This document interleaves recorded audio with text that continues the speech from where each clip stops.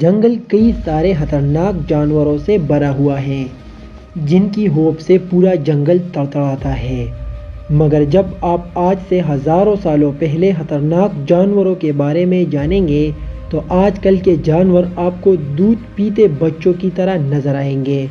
آپ سیبر tooth tiger اور Burberry line کو لیجئے، یہ اپنے وقت میں دہشت کا دوسرا نام ہوا کرتے تھے۔ کوئی بھی جنگلی جانور ان اینیملز کا سامنا نہیں کرتا تھا، مگر سوال یہ اٹھتا ہے کہ ان دونوں میں سے زیادہ طاقتور اور خطرناک کون تھا؟ اب اس سوال کا جواب تو تبھی ملے گا جب ان دونوں جانوروں کے آپس میں لڑائی ہوگی۔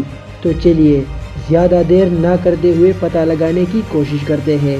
سیبر ٹوتھ ٹائیگر، منہ سے نکلے ہوئے دو نوکیلے اور خطرناک دانت جو کہ اس کو بہت زیادہ خطرناک روپ دیتی ہے، اس لیے ان کے دشمن ان کو دیکھتے ہی ڈر جاتے تھے اور وہاں سے بھاگ نکلتے۔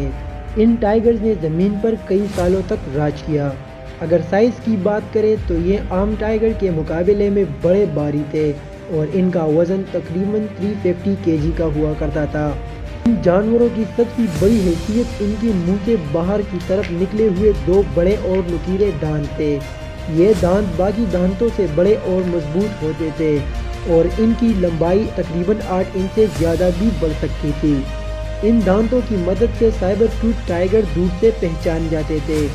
ان دانتوں کی بدولت ہی اس کا منہ 90 ڈگری جتنا کھول سکتا تھا، لیکن اگر کسی وجہ سے ان کے یہ نوکیلی دانت ٹوٹ جاتے تو یہ دوبارہ نہیں نکلتے تھے۔ تو اب بات کرتے ہیں بربری لائن کے بارے میں۔ بربری لائن لائن کے اسپیشیز میں سب سے بڑے مانا جاتے تھے۔ 1958 فرینچ الجیرین وار کے سمے بھی بربری لائن مارے گئے تھے۔ بتائی جاتی ہے کہ بربری لائن کو آخری بار 1958 میں دیکھا گیا تھا۔ ان کی وزن تقریباً 270 سے لے کر 300 kg کے قریب ہوتا تھا اور ان جانوروں کا شریر بھی بہت موٹا اور سخت ہوتا تھا اور ان کی پونچھ پر گھنے بال ہوتے تھے اور یہ گھنے بال کبھی کبھی ان کے پیٹھ پہ بھی پہنچ جاتے تھے۔ یہی وجہ ہے کہ جب بھی کسی جانور کی نظر ان پہ پڑتی تھی تو وہ وہاں سے بھاگ جاتا تھا۔